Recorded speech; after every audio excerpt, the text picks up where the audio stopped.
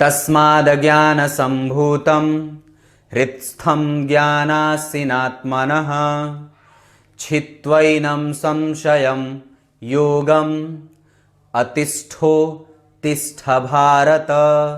प्रिय दर्शकों नमस्कार, एक बार फिर से उपस्थित हूं आप सबके सामने मंगलवार के कार्यक्रम में ऋण योग से संबंधित एक अनोखी बात लेकर के। ये आपके कार्यक्रम में जो भी मैंने अभी तक कार्यक्रम बनाए हैं वहां ये सबसे पहली बार आप लोगों के सामने इस विषय को लेकर के उपस्थित हूं। शुरू करते हैं आज का कार्यक्रम। कहीं नहीं जाना है, बिल्कुल बन के रहिएगा। अब कार्यक्रम के आरंभ में मैं बोले के श्लोक का अर्थ भी बताने वाला हूं। चलिए शुरू करते हैं आज का कार्यक्रम।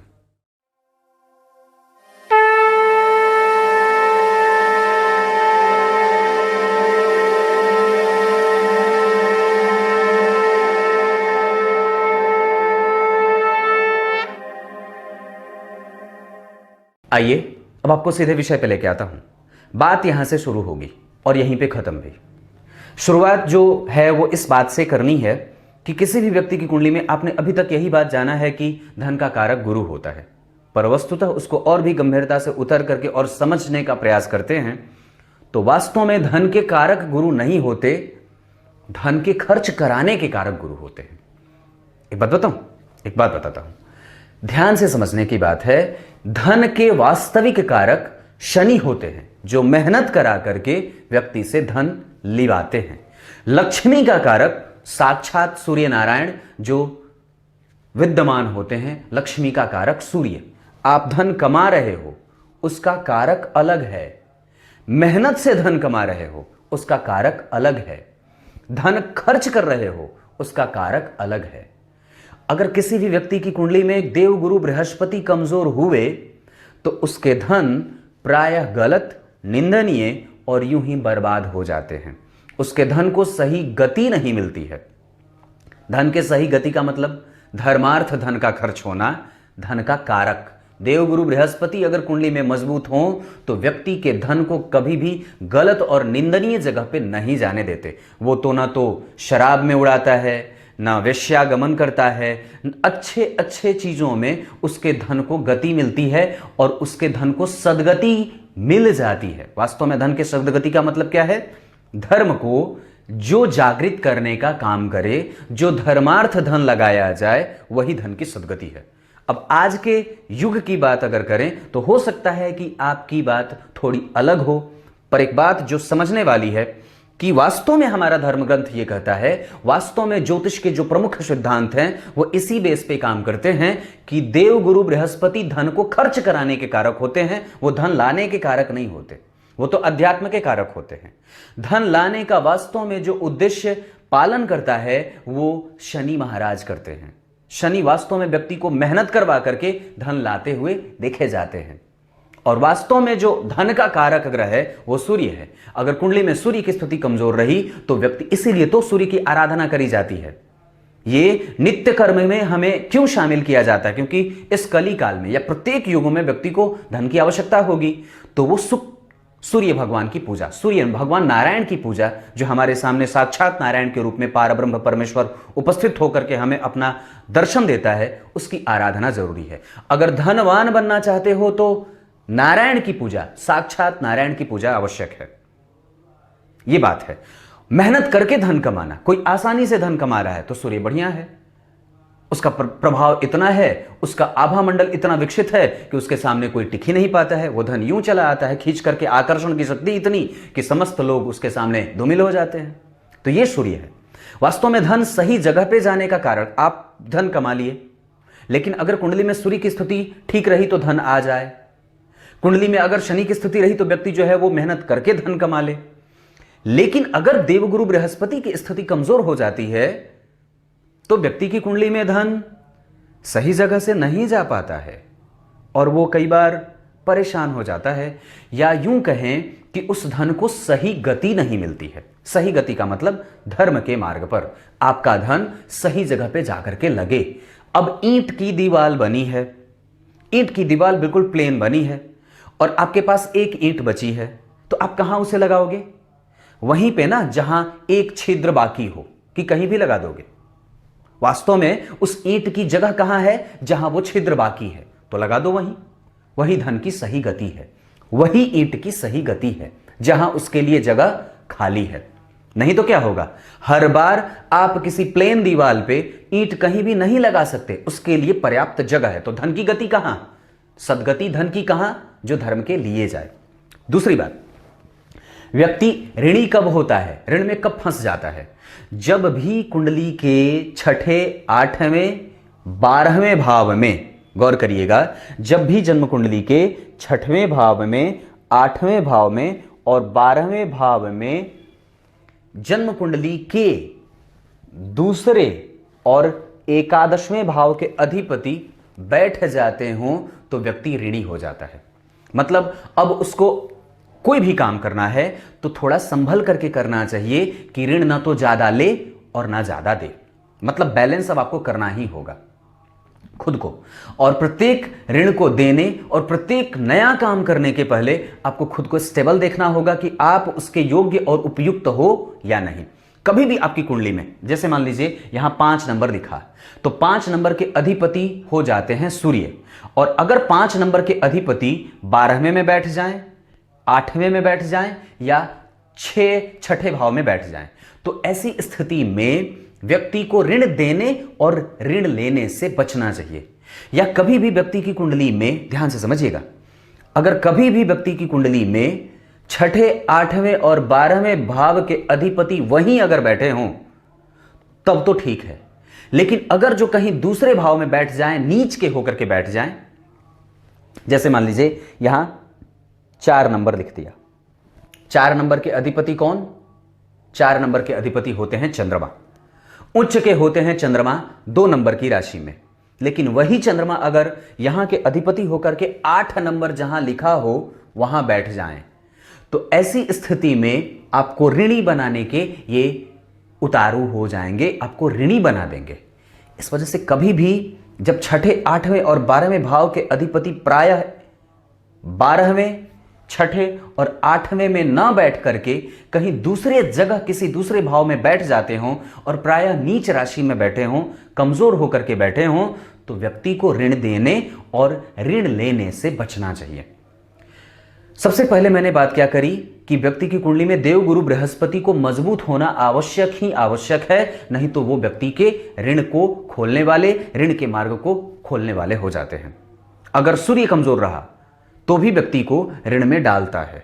उसके बाद जन्म कुंडली के दूसरे भाव के अधिपति अगर कमजोर रहे, जैसे मान लीजिए आपकी किसी भी लग्न की कुंडली हो, यहां पे 1 से लेकर के 12 तक में जो अंक लिखा हो, अगर उस भाव का अधिपति नीच का होकर के बैठा हो, या फिर जन्म कुंडली के 11वें भाव के अधिपति अगर नीच के होकर के बैठे हों, 1 से 12 तक का अंक यहां कोई भी लिखा, और यहां का अधिपति जो ग्रह बनता है अगर वो इन्हीं 12 भाव में से कहीं पे भी नीच का होकर के बैठा है, इसका मतलब है कि आपके आय को वो असर करेगा, आपके जीवन की इच्छा की पूर्ति में वो कमजोरी ला देगा, और हो सकता है कि आपको ऋण में गुजरना पड़े, ऋण से 2-4 होना पड़े।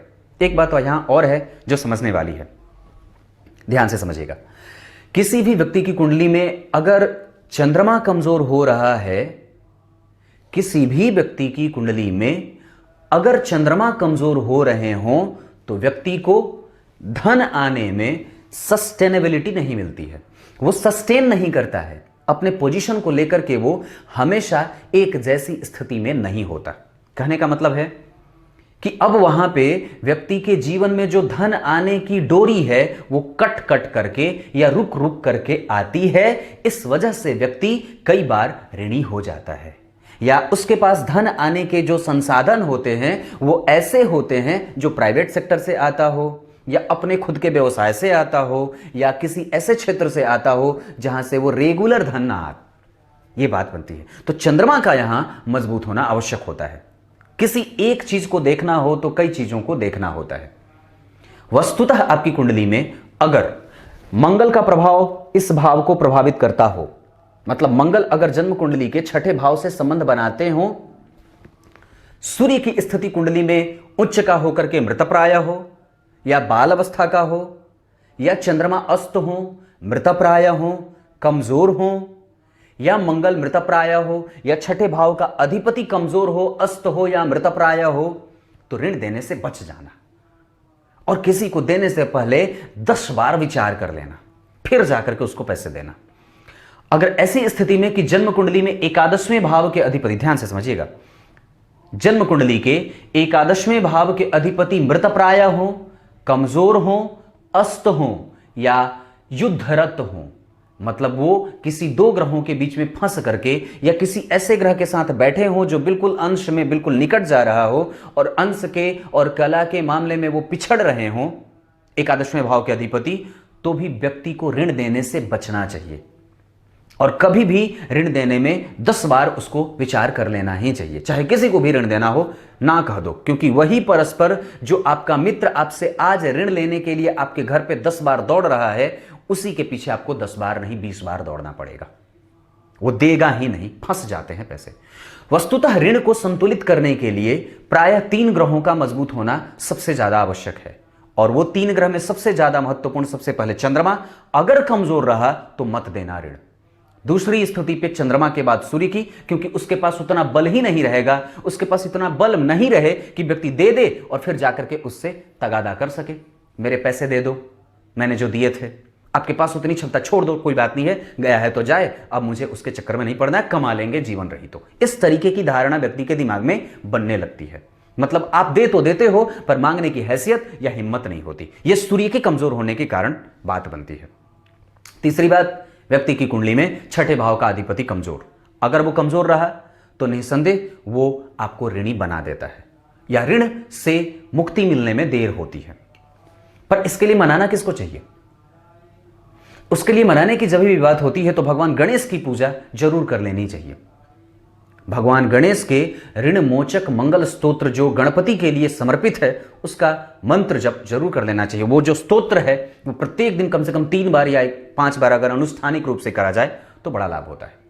उसके बाद जन्म कुंडली में कभी भी धन देना हो तो अपनी कुंडली में मंगल को जरूर देख लेना चाहिए कि वो कैसी स्थिति में है और कहां जाकर के बैठा है। मतलब अगर उसका संबंध कहीं से भी छठे, 8वें और 12वें भाव के और दूसरे भाव के अधिपति के साथ युति में होती हो या उनके साथ बैठे हो, जैसे इस भाव के अधिपति के साथ मंगल बैठा, इस भाव के अधिपति के साथ मंगल बैठे, इस भाव के अधिपति के साथ मंगल बैठे हों या इस भाव के अधिपति के साथ मंगल बैठे हों, तो जरा विचार कर लीजिए कि आप धन दे रहे हो तो जरा संभल जाना और जरा देख लेना कि कहीं वो अटकने वाला तो नहीं है, या कहीं से भी मंगल की दृष्टि अगर छठे भाव पे पड़ रही है तो क्या वो आपको ऋणी तो नहीं बनाएगा जिसको आप दे रहे हो, या कहीं आप उसके ऋणी तो नहीं बन जाओगे, या खुद आप ऋण देकर के फंस तो नहीं जाओगे, या किसी दूसरे का पैसा लिया है, किसी दूसरे को दिया है, बीच में जो है आप पिस रहे हो। तो ये स्थिति जन्म कुंडली में बन जाती है। चौथी बात और तीसरी बात या दूसरी बात जो भी कहूं, तो कभी भी ऋण देने से पहले लाभ भाव के अधिपति और आय भाव के अधिपति को जरूर ही देख लेना चाहिए। अगर वो जन्म कुंडली में लाभेश होकर के द्वितीय भाव में बैठे होते हैं तो महाधनी योग भी बनाते हैं, लेकिन उनकी वास्तविक स्थिति इस बात पर निर्भर करती है कि वो अपने प्रभावों में कैसा है, वो बलवान है, मजबूत है कि कमजोर होकर के बैठा है। अगर कमजोर होकर के बैठा तो निस्संदेह आपको परेशान करेगा। ये ऋण से संबंधित ऐसी बातें हैं जो व्यक्ति को परेशान कर सकती हैं, और निस्संदेह हमें इस बात का अध्ययन कर लेना आवश्यक होता है कि हम, चूंकि आजकल के युग में हम ऋण से ही अपना काम लेने देने वाले करते हैं, लेकिन अगर हम एक अर्थ के युग में जी रहे हैं जहां प्रत्येक चीज अर्थ के पीछे ही, अर्थ ही केंद्र बिंदु और मूलतः हम उसी के आगे पीछे चक्कर लगा रहे हैं, तो हमें उस सिद्धांत को भी मान लेना चाहिए जो हमें पुकार रही होती है कि ऐसा नहीं ऐसा कर दो। विशेषतया अगर राहु की दशा चल रही है तब तो ऋण देने और लेने से दोनों से बच जाना चाहिए। ऐसी स्थिति में गलत होने के और निर्णय गलत होने के चांस कई गुना बढ़ जाते हैं। लाभेश अगर खराब हो और उस दशा में आपने अगर पैसे दिए हैं तो अटकने के कई गुना चांस बढ़ जाते हैं। छठे भाव के अधिपति अगर कमजोर हो, किसी अच्छे नक्षत्र में पैसे नहीं दिए हैं, अपने किसी अच्छे वक्त पे अगर पैसे नहीं दिए हैं, किसी ऐसे नक्षत्र के समय पे आपने पैसे दिए हैं जो ऋणी बनाता हो, तो निस्संदेह आपको परेशानी में उलझना पड़ेगा। उसके बाद आपने कभी ऐसे लग्न पे, जिस समय आप पैसे दे रहे हो जिस भी व्यक्ति को, उस समय की प्रश्न कुंडली अगर लग्नेश की, छठे भाव के अधिपति की, 8वें भाव के अधिपति की बनती हो तो भी पैसे देने से बच जाना चाहिए। जैसे मान लीजिए आप कभी किसी को पैसे दे रहे हो, उस समय का तात्कालिक लग्न देख लो कि कौन सा लग्न बीत रहा है। अगर वो चर लग्न बीत रहा हो तो भी कई बार मुश्किलें भी आती हैं और कई बार आसानी से पैसे नहीं मिलते, मुश्किलें हो जाती हैं। ये बात बनती है। तो हमें इस बात को वस्तुतः समझ लेना चाहिए कि हम कब लग्न में, कौन से लग्न में और कौन सी स्थिति में हमें व्यक्ति को पैसे देने हैं या कब हमें ऋण का ऋणानुबंधन करता है। ये बात समझने वाली है। कुछ इसी तरीके से आज के कार्यक्रम का समापन करते हैं। तब तक के लिए इजाजत दीजिए। कार्यक्रम के आरंभ में बोले गए श्लोक का अर्थ बता देता हूं। गीता जी के 4थे अध्याय के 42वें श्लोक में भगवान ने बात कही है। आज हमारी यात्रा 4थे अध्याय के अंतिमवें श्लोक पर है। इसमें बात है, ज्ञान जिसके पास है वो सभी प्रकार के संशयों का छेदन कर देता है। पर वो ज्ञान वास्तव में ये इस तरीके का नहीं, ये जो आप पढ़ते हो पुस्तकों में प्राय, ये नहीं। वो ज्ञान जो वास्तव में ज्ञान है, जो आपको इस ज्ञान से उठा करके परम सुख का दर्शन कराने का और उसके प्रभावों को विकसित करने की क्षमता रखता है। वो ज्ञान जो वास्तव में जानने के लिए आप आए हो और पता नहीं क्या जान रहे हो। परम तत्व का ज्ञान, पृथ्वी जल अग्नि वायु और आकाश और पंच महाभूतों का ज्ञान, निराकार ब्रह्म का ज्ञान, किसी ऐसे तत्व के बारे में और उस परम तत्व के बारे में, उस परमात्मा के बारे में, उसके मंत्रों का ज्ञान, वो वास्तव में ज्ञान है। पर ये सब तो, अब एक बात और बताता हूं। कल मैं किसी पुस्तक में पढ़ रहा था कि डार्विन का सिद्धांत और न्यूटन का जो गुरुत्वाकर्षण का सिद्धांत था, उससे पहले उसके बारे में हमारे धर्म ग्रंथों में कितनी पुस्तकें लिखी जा चुकी हैं। हां हां बिल्कुल। और आप जो है वो न्यूटन का गुरुत्वाकर्षण सिद्धांत पढ़ते हो ना, वो न्यूटन नहीं था। उसके पहले हमारे ऋषि महर्षि उसके बारे में जिक्र कर चुके थे। क्योंकि वास्तव में वृक्ष से जब फल गिरा था तो उसके पहले हमारे ऋषि मुनियों ने उसके बारे में कई पुस्तक और कई ग्रंथ लिख डाले थे कि मूलतया जो मूल है वहीं पे सभी जाते हैं। जैसे वृक्ष कैसे बना, तो वृक्ष बना मिट्टी से ही निकला है ना, वो धरती से ही निकला है, तो अपने मूल में ही वो जाएगा। प्रत्येक प्रकार की गतिविधि जहां से शुरू होती है वहीं पे उसका अंत भी होता है। 0 से शुरू हुए हो, 0 पे ही जाओगे। पृथ्वी जल अग्नि वायु और आकाश, इन 5 महातत्वों से आपका निर्माण हुआ है, इसी में जाओगे। तो वास्तव में अगर वो न्यूटन साहब ने बताई थी बात कि ऊपर से नीचे गिरा तो गुरुत्वाकर्षण का सिद्धांत काम कर रहा था, पर वस्तुतः उसके बारे में तो हमारे ऋषि महर्षि ने कितने ग्रंथ लिख डाले थे उससे पहले। अलग बात है कि हम उस पर दम नहीं भरते और उसकी बात ये करते हैं कि उनका सिद्धांत था, वस्तुतः वो नहीं था। वस्तुतः बात यह है कि हमारे ऋषि महर्षियों ने इस बात को पहले ही आख्यादित कर दिया था, ये बता दिया था कि जो मूल है उसी में सब जाकर के समाएंगे। तो पृथ्वी और पृथ्वी से ही उत्पन्न वृक्ष और उसी से उत्पन्न फल, तो वो कहां गिरेगा? भूमि में ही गिरा है, भूमि में ही गिरेगा, भूमि से ही निकला है, वहीं पे जाना है। तो कोई नया नहीं था। तब तक के लिए इजाजत दीजिए। कल एक बार फिर से उपस्थित होंगे आप सबके सामने। तब तक के लिए बहुत बहुत नमस्कार।